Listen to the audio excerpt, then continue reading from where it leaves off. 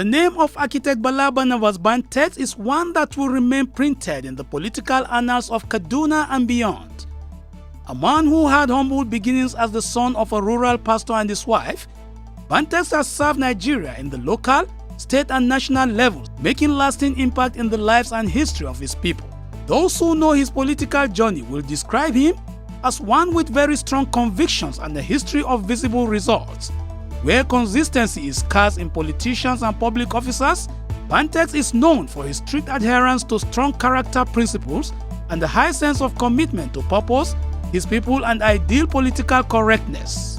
Perhaps the foundation of his political stance stems from his first foray into the political terrain as a young man in his early 30s, elected to serve as a delegate to the National Constitutional Conference. I was invited to contest election into that conference and to represent the then Kaura Kauru Federal Constituency. And by the grace of God, won that election to become a member. But I had no prior political experience, quite frankly. But all I knew from simple English language was that I was elected as a delegate to the conference. And delegation, I think I understood clearly enough what being delegated to participate in an assignment meant. And so, and one of the things I realized since then, without anybody having to tell me, is that having been delegated by a group of people to represent them, I needed to continually keep in touch with them. And I think it is on record that I held a number of constituency briefings. First, to brief my constituency about the detailed agenda of the conference and to get their own contribution and to actually guide me as to what they thought necessary to be my contributions. So in spite of the fact that I just was doing that, like I said, based on what I considered relevant, but it turned out to be something I discovered later was needed on a continuous basis by everybody who is elected. You can't be elected to represent a people without really coming back to get their views on issues. Today we have national discussions going on. The best people to relay this to the people and get their views are the elected representatives of the people. Thank God I started that right from the beginning, and it became the hallmark of my representation all through the various elective offices I held. Effective representation was not the only lesson that Bantex learned while building his foundation as a politician. His exposure to political bigwigs, in spite of his being a greenhorn in politics, helped him to decide what type of politician he wanted to be, a self-serving one or one who took his opportunities and job seriously. The conference was made up of very, very prominent Nigerians, by far, far, far ahead of me in terms of experience and age. People like Dr. Alex Ekweme, the former vice president to Shehu Shagari, General Yaradua, people like Omar Diko, and so many prominent Nigerians. And I thought I needed to just sit back and listen and get experience. But midway, I discovered that I truly needed to make an impact as well. This is because I also discovered then that Nigerians, no matter how prominent, in quotes, they are, their vision differs, one person from another. In that conference, for some people, there was always this need to get in touch with the head of state, Sani Abacha, in the villa, contesting for prominent appointments, either as ministers and so on and so forth, which meant that such people didn't have enough time to really contribute to the outcome of that conference. While people like Alex Ekweme, for example, attended that religiously. He was the first to come into the hall and the last to leave. And he made contributions to almost every provision of the Nigerian Constitution that was being discussed, either in its context, in its provisions, and so on. He, for example, came up with the 6 geopolitical zones. It was his arrangement, and so on and so forth. So I saw commitment, and I also saw, I'm sorry to say, inadequate commitment on the part of some Nigerians. And that has remained the case in Nigerian polity. You find people who are less committed to what they ought to do. And what I did therefore was that I chose to relate very closely with Alex Ekweme in that conference, very closely. And I learned a lot from him. And it shaped my opinion also in the way I related in my political outings, all things from there. Bantex also honed his character of standing up for what is right at the Constitutional Conference, no matter whose ox is God. When I discovered that there were openings where I can come in and make my contributions. For example, the idea of getting Abacha to accept to leave the stage was not something every Nigerian in that conference was prepared to discuss. I remember Barnabas Gemade, who was the chairman of the transition committee in which I participated, when I came up with the idea very strongly that we should not give him a blank check, that we should give him a terminal date. And with all due respect to my chairman, he said to me, look, don't be uncharitable to a man that invited you to participate in this conference. I said, no, he didn't invite me. I was elected by people. And I think from my consultation, this is the opinion, because the Nigerian military government was becoming, Nigeria was becoming a pariah nation because of continued military rule. And there was the need to, not to hurry them away out of office, but to graciously and, with full respect, give a terminal date for which we will plan a glamorous exit of the military. And I suggested, and by the grace of God, that got the acceptance of the conference in plenary, that 2 years was given as a terminal date, even though God brought in an earlier terminal date by the death of the unexpected death of the then head of state, General Sani Abacha. So I was intimidated, but I realized midway that I could make contributions, and I did. With these lessons learned, and learned well, Bala Bantex was equipped to impact his generation and those unborn. Wearing the cloak of humility, he answered the call to serve as a local government chairman after his stint as a national delegate to the Constitutional Conference. He used that office to make a huge impact, one that has not been felt again. Upon after the conference, to lead my local government as a chairman. A lot of people held the opinion because, of course, I was doing well in business. I had a flourishing business. I was young, but I was doing well as a practicing architect. And for some people, going into local government as a chairman was a job for the jobless, for people who didn't have anything to do, people who were not rich, people didn't have money. And, to get it was a meal ticket, being a local government chairman. And they also didn't have high regards for the local government as a tier of government. They thought it was local. It should be managed by some local persons, who maybe some jobless young people who are not. But I was also encouraged by others that what the local government needed was people who will advance that tier of government to achieve the objectives for which it was set up. And that happened under me, because if I was not that educated, if I was not that financially independent-minded, I don't think I would have spent so much time drawing international support for the local government. I brought in the FAO, the Food and Agricultural Organization, to partner with the local government. I brought in ECWA headquarters to partner with the local government. I brought in the president to commission some projects, and I generally gave the local government some kind of a limelight. I wanted to put it on a global map, and if I had time, truly, I would have done more things like inviting investors. I had already gotten a consultant to give me a comprehensive plan on how every youth in that local government must have something doing. It was a very comprehensive plan, but I never got to implementing it before I was asked to go. Kaura, those that have ever sat on that seat as member of reps, assembly, chairmanship in Kaura, nobody has ever done what he has done.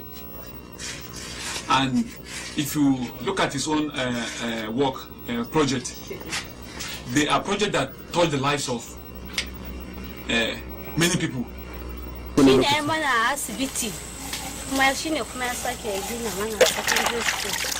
Duk ƙasar nan ba wanda ya taɓa yin ciyaman na lokal gamban ya taimaki jama'a kamar Bantex. Ya yi mana asibiti. Kaji dai ku? Shugaba Obasanjo shi ne ya zo ya buɗe asibitin.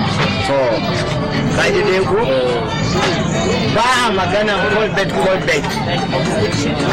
Kaga shi ya mana kuma wani asibiti har yau a Manchau wani babba. Ya yi headquarter 'yan sanda a Manchau. His tenure as local government chairman gave Bantex the ammunition he needed to sponsor a bill on local government autonomy when he became a member of the House of Representatives. The bill championed his belief of why this tier of government needed that level of independence. I was the first to sponsor the bill for the autonomy of local government, both financial and administrative.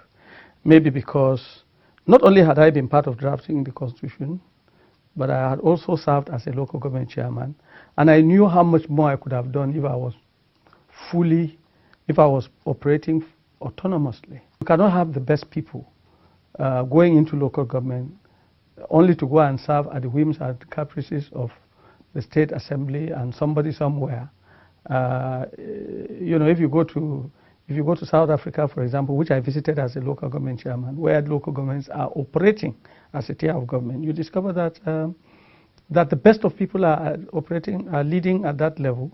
In South Africa, you have electricity generated by the national government. The provincial governments transmit it, and the local government distributes.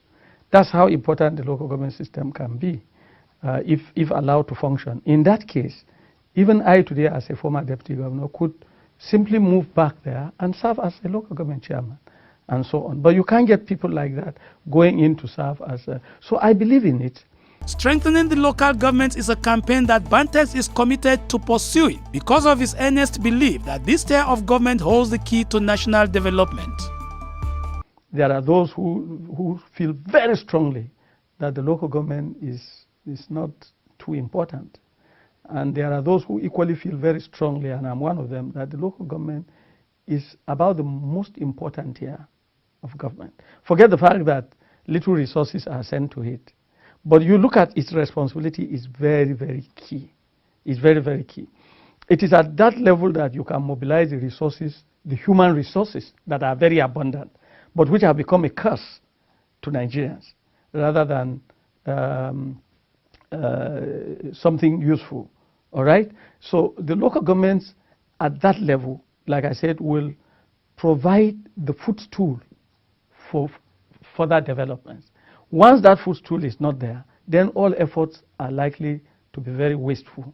You know, the money we pump in security, if we take a little part of that, just 20% of what we pump in maintaining security in this country at the federal level, if that is applied at the local government level to strengthen their ability to nip the right now we are fighting insurgency, but there is a group that is currently being prepared to graduate into that level of insurgency, and that's joblessness and drug addiction.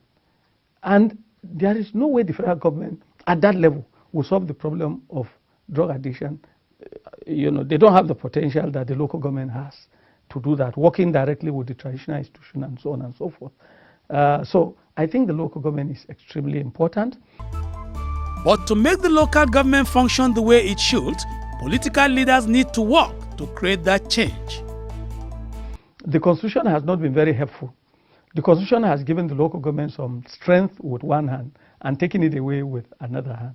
But I think every elected representative at the national level who have the responsibility of amending the Constitution should not say that the Constitution said this if they know the Constitution is not, that provision is not working for us. If you say that the federating units are just the federal and the state government, the question is that working for us? If it is not working for us, to hell with the way it is happening in other countries where they have only 2 tiers as federating units. Why don't you take on to other countries that have 3 tiers, if that is what will work for us? So this is my view. We tend to be choosy in the application of our constitutional provisions in a way that is selfish, that will benefit us, not benefit the Nigerian people, Nigeria as a nation. So what we should do is to always look forward to tinkering with the provisions of the Constitution in favor of progress and development, rather than in favor of our pecuniary interests as leaders in politics. As local government chairman, his contribution to the governance of Kaduna State was one that his principal, the then Governor Ahmad Muhammad Makarfi, will remain grateful for. In an interview, the former governor gave credit to Bantex for the role he played, especially during the period when the Sharia crisis rocked the country in the year 2000. He has been involved in the struggle for his people, fair representation. I have found him extremely useful, especially when I became governor of Kaduna State and he became local government council chairman. Through all the troubles we went through, ethno-religious, he proved to be unbiased, somebody that believed, and I believe still believes, in justice, fairness and equity to all, not be clouded by religious sentiment or ethnic coloration. And he was one of those that really helped me and the administration to come through the troubles of that we went through in the year 2000 and 2002 because of the ethno-religious conflicts that we went through. He must have been referring to the Sharia crisis, which started from Zamfara State and was spreading very quickly. And in Kaduna State, it met with some resistance, and within a short time, we had lost about 1,000 people. Lives had been lost because of the crisis that erupted from there. Now, what the governor tried to do by way of his own contribution was to reform the judiciary entirely, to allow Muslims to practice their religion the way based on the tenets of their own religion, but to also ensure that the non-Muslims were not necessarily influenced forcefully, by a law. In other words, to ensure that the state, in accordance with Section 710 of the Constitution, did not really assume a state religion. It was not run by a state religion and so on. So he said he was going to rather reform the judiciary. And I came very close to him, listened very carefully to him. Of course, I was one of those who earlier drew the attention of government after a careful discussion with my constituents as a local government chairman. And my constituents, by the way, I'm not talking about Christians. I'm talking about the people of Kaura local government. I had called them to a meeting. I said, look, this is what Zamfara is doing. Some members of our state assembly in Kaduna want us to do the same. What's your view? Incidentally, a lesson I have learned in politics, when you call everyone, rather than call a section and ignite the passion to fight one another, I call all of them. And the first person that spoke was a Muslim. And he pointed at me and said, look, you politicians, if you think you can deceive us, you are wasting your time. If you don't know why you are elected, I will let you know. We elected you to provide water. We elected you to give our women health care. We elected you to provide roads for us to take our farm produce from the farms to the markets. We elected you to give our children education. We did not elect you to serve as religious leaders, as imams or pastors. Do your work. And I came out based on that unanimous position of the people of my local government, not of Christians, not of Muslims, to say, Makarfi, don't try to implement a religion. Don't try to run the state by a religious law. Let's face our work. And he said, yes, that's what I intend to do. I don't intend to force religion on anyone, but the judiciary needs to be reformed. And when he did that, because I was not seeking attention, I was just trying to work towards getting the state to be peaceful, I partnered with him indirectly during the reform process. And once it was done, it was my turn to go out there to the Christians who were in my immediate constituency to tell them the good thing that the governor had done. They were, of course, very doubtful about my good intentions. They said things like, I have been bought over, I have been this. But only at a later stage, they discovered that I was right. And the ECWA headquarters invited me to come and give a seminar. And I gave them a seminar on the judicial reforms. Based on that, they came to Kaduna and gave a vote of confidence to the governor and raised outstanding issues, which the governor gladly implemented immediately. And we got peace.